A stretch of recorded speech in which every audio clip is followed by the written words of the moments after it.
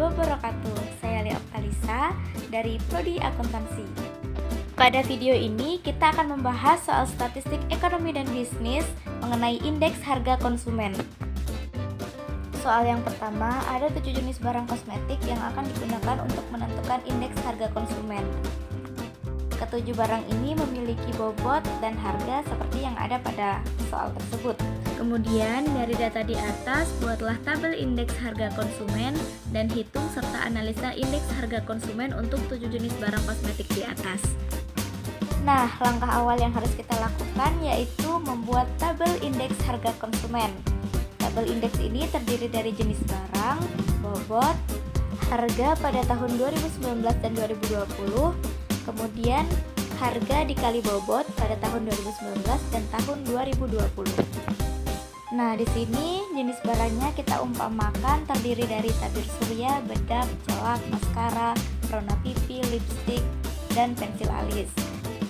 Bobot dari masing-masing jenis barang tersebut sebesar 45, 20, 10, 35, 15, 20, dan 25.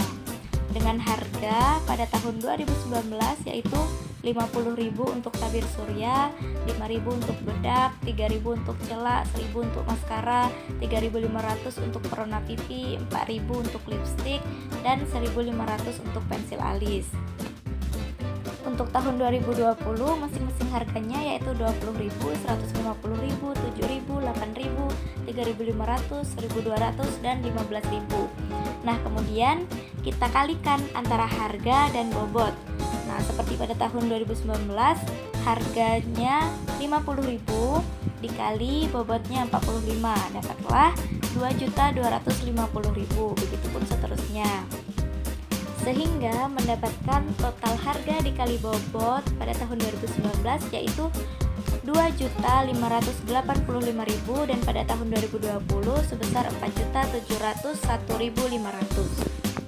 Untuk menghitung indeks harga konsumen menggunakan rumus sigma PN kali QO per sigma PO kali QO atau total harga dikali bobot pada tahun tertentu per total harga dikali bobot pada tahun dasar kemudian dikali 100. Nah, tadi kan totalnya sebesar 4.700.500 per 2.585.000 kemudian dikali 100 sehingga mendapatkan hasil 181,8 atau jika dipersenkan menjadi 1,818%.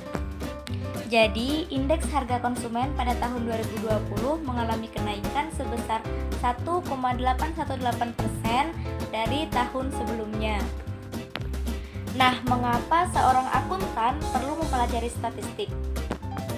Seorang akuntan perlu mempelajari ilmu statistik karena statistik adalah ilmu yang mempelajari bagaimana merencanakan, mengumpulkan, menganalisis, menginterpretasi, dan mempresentasikan data atau ilmu serta belajar mengolah data untuk mendapatkan manfaat berupa keputusan dalam kehidupan. Banyak sekali kegunaan statistik bagi kehidupan di dunia ini, baik itu di bidang ekonomi, keuangan, akuntansi, penelitian, pemasaran, dan lain sebagainya. Seorang akuntan menggunakan statistik sebagai cara menangani dan meringkas atau mengumpulkan hasil perkembangan suatu perusahaan atau keuangan. Contohnya seperti statistik produksi, statistik penghasilan, statistik perdagangan, statistik keuangan, statistik harga, statistik perusahaan, statistik perbankan, dan lain-lain. Berbagai keputusan yang diambil oleh seorang akuntan seperti kondisi keuangan, likuiditas, dan persediaan didasarkan pada analisis rasio keuangan. Metode statistik dapat diterapkan dalam analisis berupa data rasio keuangan sehingga secara statistik dapat menunjukkan bahwa rasio keuangan untuk beberapa perusahaan dapat dinilai secara berbeda dengan perusahaan lain.